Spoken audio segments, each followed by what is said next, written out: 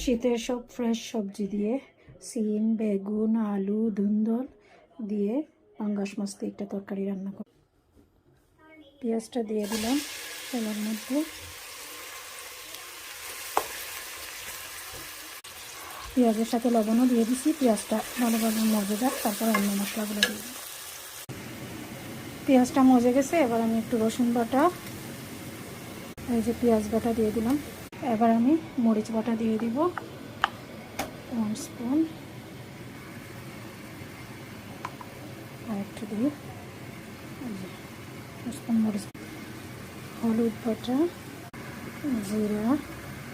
এবার মশলাটাকে ভালো করে কষিয়ে নেব।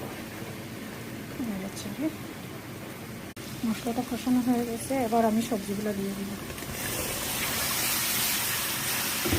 পাঁচমিশালি সবজি দিয়ে মাছ দিয়ে আমার তরকারিটা পুরোপুরি মজে গিয়েছে, সুন্দরভাবে কষানো হয়েছে। এবার মাছটা দিয়ে দিব, মাছটা দিয়ে ভালোভাবে কষিয়ে নেব। পাঙ্গাস মাছ আমি এইভাবে ভাজি ছাড়া এইভাবে খেতে আমরা পছন্দ করি, কাঁচা মাছটা। এখন মাছ সহ সবজিটা কষানো হয়ে গেছে, আমি প্রায় 2-3 মিনিট কষাইছি, একটা মাছও ভাঙে নাই। পাঙ্গাস মাছ এত তাড়াতাড়ি ভাঙবে না অবশ্য। এখন আমি পানিটা দিয়ে দিব।